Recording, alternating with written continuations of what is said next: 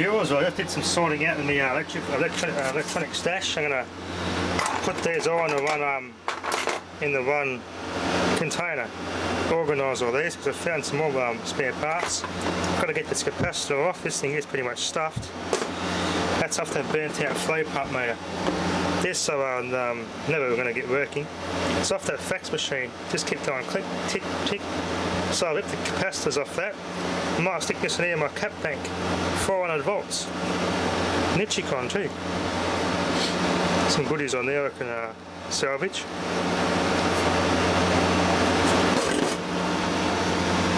It's a little 555 timer project. It's a silent generator. A blank. The head's done, but I didn't bother cutting the threads and putting a point in it. Interesting. Don't know how that screw got through quality control. Got no screw on it. You also notice I have some fun with this capacitor back. Instead of straight rectified 240 volts, I'm going to try the Variac. Turn this thing up to 280 volts, so an extra 40 volts in the input should give me some pretty impressive results.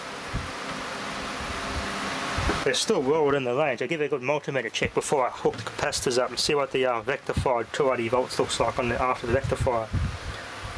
I'm guessing it'll probably around 300 volts DC because it's often higher on DC. Let's give it a little test and see how much volts we get. Okay, Variac from 0, slowly turn up the power.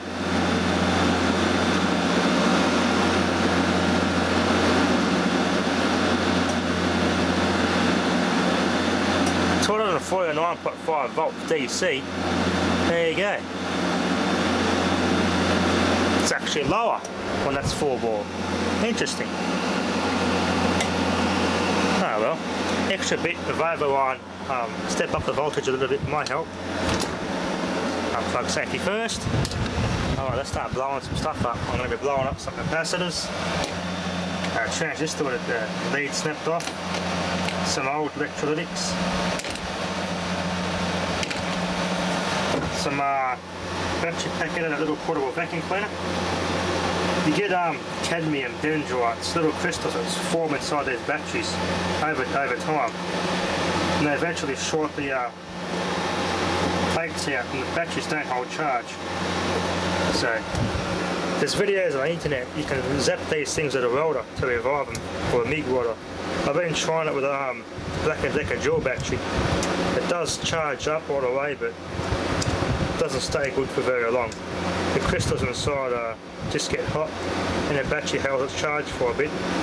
Then soon after it's back to square one, it won't hold charge anymore. So trying to pound these bloody things back to life with this capacitor bank. Alright, let's get set up. Okay, viewers, let's charge up. I've got 6 volts in the bank so far.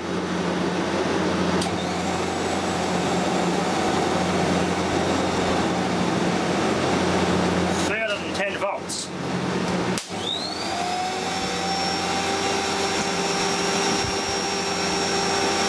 Battery just welded itself, look at that.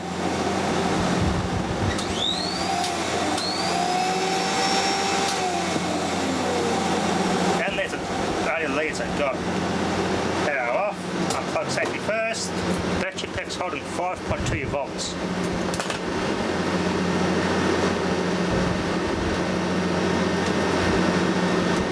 That's got it on quite well. Look at that. Got it on very well. I can't get it off.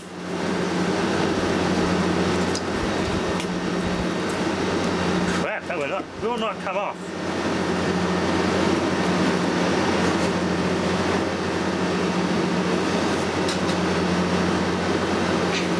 Yeah, that's not coming off. They cut that off in a pair of side cutters. So we'll snip that off.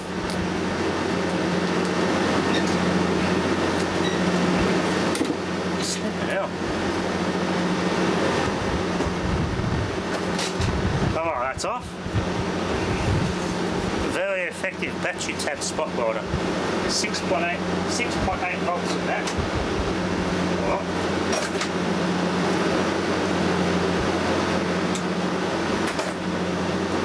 worked very well to weld that. Let's try some capacitors. No, let's try this little small one in something.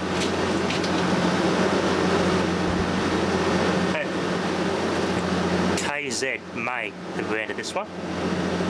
It's a 47 microfarad, 10 volt DC, EVA type model. As you can see, the size difference between this one, so let's put that there. Yeah, big size difference.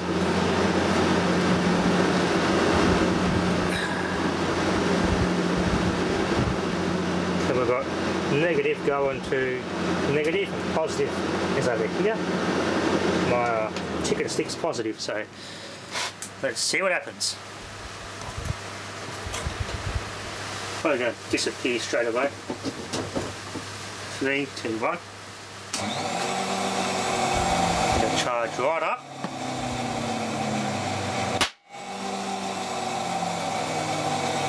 That just blew the lead off.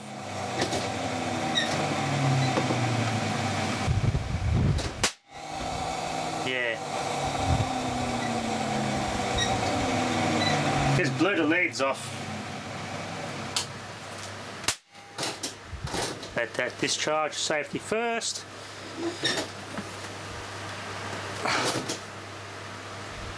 Yep, it did blow the capacitor.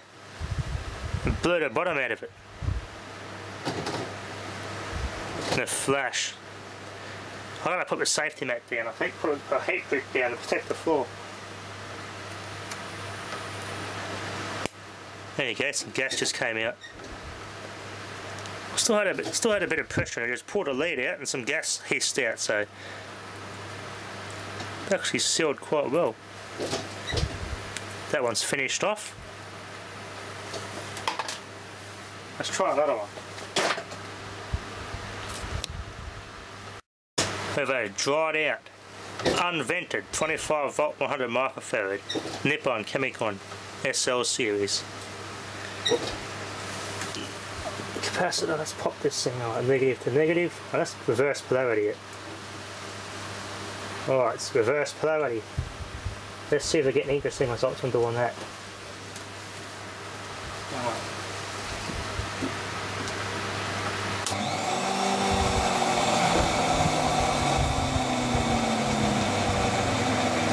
.30 volts.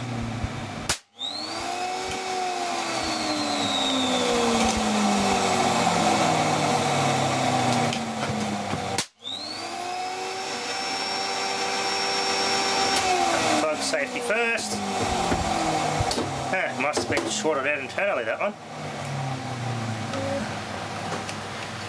And bank slowly discharging. 5.5 volts. Yep, it's quite hot. You can see it's blew the seal out there. There you go. There's still a bit of pressure stored in that. So we'll slowly release it. Just snip that. There you go. Okay, had a bit of juice left in it. There you go. Let that cool down. Let's try something else actually. Those leads are too wasteful. I've got to make some better discharge leads. Something quite flexible, not so bulky. Okay, if you also zoom into that transistor, let's see if this does anything interesting. Alright, plug the Variac in. Power on.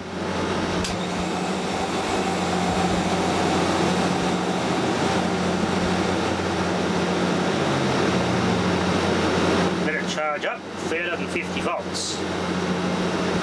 360. Ah, it's a slow discharge. No. 368, 370. Yep, that definitely charged up a lot more than usual. That transistor didn't want to pop. 70 volts. There you go, it's going down now. Oh, let's have a close look at that. I think this this thing may have already failed. I think it's all partially open. That was no fun. Alright, I'm going to try one more thing. Since the other previous capacitor, I just aim it, see if it's still closed circuit. If it is, I just see if it smokes by putting power to it. Make a nice little smoke bomb. Got it on the ESR meter here, 100 microfarad. Multimeter doesn't want to be left on. Here's my result of this capacitor after I tortured it. 84.2 microfarads, 0.24 ohms. Good quality stuff, these Japanese capacitors. They're still somewhat okay after that torture. So it didn't go open circuit, so part of the electrolyte's been destroyed. Let's finish it off. Alright, let's finish off this capacitor. Variac on 0. Cotton on the topper. Power on.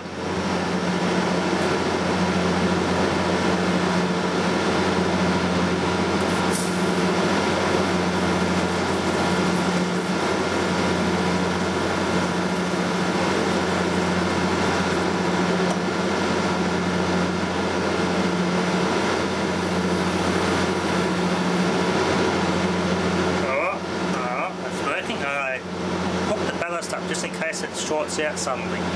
Okay, ballast is hooked up. It's just in case it shorts suddenly. If the capacitor pops suddenly, and this leads happen to touch, it'll stop the Variac from being overloaded. So turn the power up. Wash machine motor as a ballast. And nothing.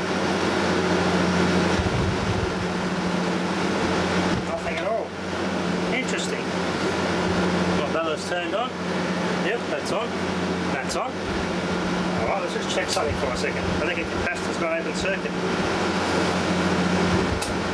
Alright. Alright.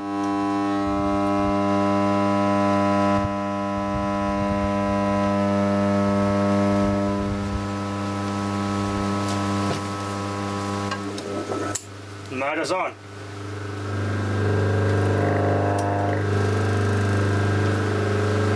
It's gone short. That's what I was worried about, because that overloads a Variac.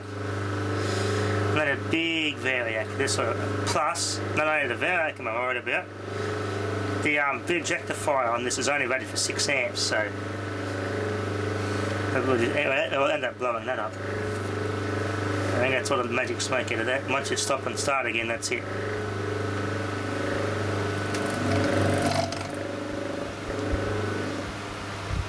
Alright. Variac out all together.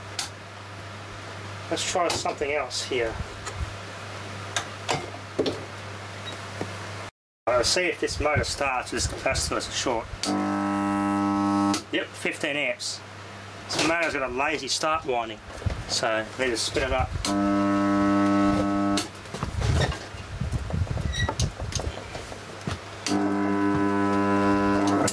There you go. Yep, definitely short. Power off. Unplug safety first. Filter bridge rectifier here. Yeah, it's a little bit warm. The heatsink is helping though, so I was pulling 15 amps at 240 volts through that 6 amp bridge rectifier. It got a bit warm. So, rectifier is too underrated for this sort of stuff.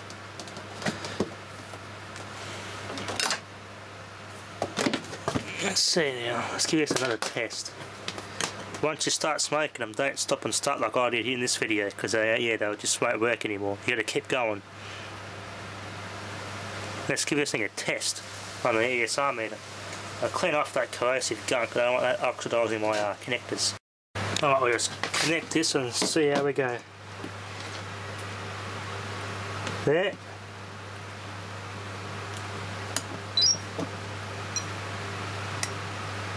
Hmm, 0.03 ohms. Yep, leaky. Interesting. It's ESR. Yep, it's leaky.